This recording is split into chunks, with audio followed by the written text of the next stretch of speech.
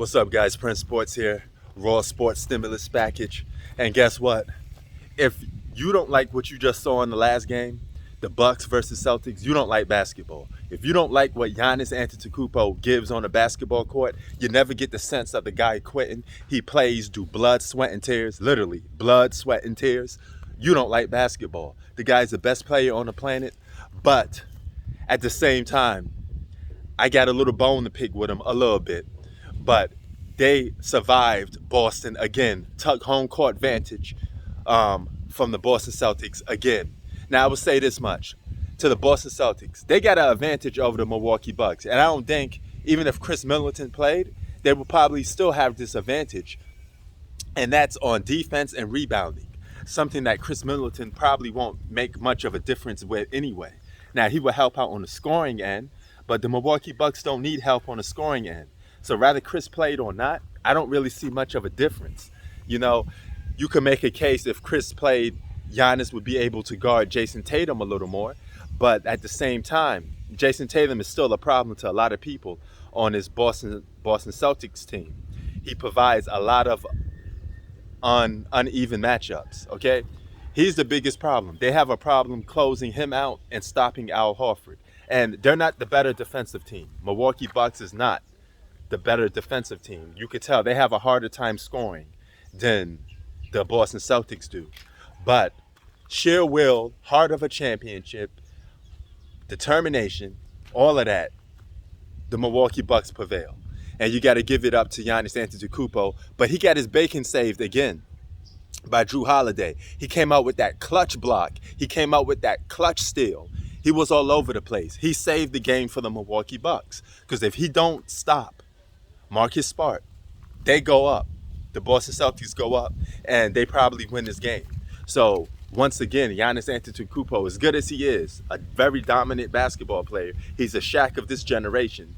He still needed help with closing because he is not a closer.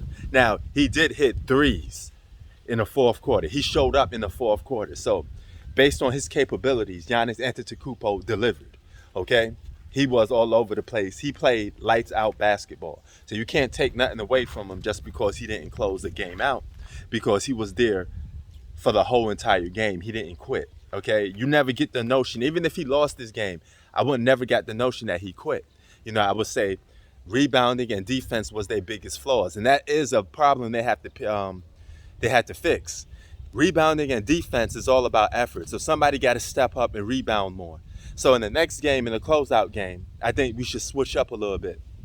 Let Giannis rebound and play defense more and try to kick the ball out a little bit and get these guys open. You know, you're going to have to get all your offensive-minded players, and the Milwaukee Bucks could shoot threes. You know, Chris Middleton was another guy that you spread the floor and you shoot threes with, but he's not valuable. So you still got enough offensive weapons. And rather he playing or not, if the Milwaukee Bucks win this series, and I got them going to the NBA championships, two-peating, without Chris Middleton, he'll be available against the Miami Heat.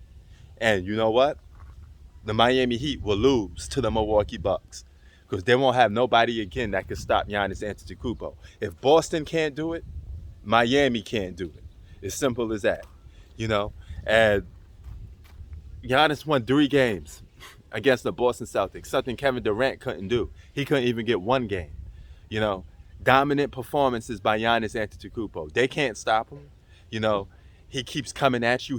He's relentless. And this is what makes Giannis Antetokounmpo legend grow even more. And I like the fact that he's still now not being compared to Michael Jordan. He's still being slept on by the media. And I like that. Keep sleeping on Giannis because he's going to keep having that hunger and determination to get past these dudes. You keep messing around, Giannis going to end up surpassing LeBron James. He's going to surpass Kevin Durant. And he's going to end up being in the top 5. And he may end up catching Michael Jordan. Who knows? I keep telling you guys, man. Giannis Antetokounmpo is that dark horse. Michael Jordan was a dark horse. Okay, nobody thought Michael Jordan was going to be Michael Jordan, you know? So it's always the guy that you never think is going to be something. He's the one that surprises everybody. So shout out to Giannis Antetokounmpo and the Milwaukee Bucks. You got one more to go. Blood, sweat, and tears, boy. That's basketball. You fight to the very end, and that's what I love about Giannis Antetokounmpo. You know, man, you just gotta love what this guy represents for basketball. Press Sports out. Peace.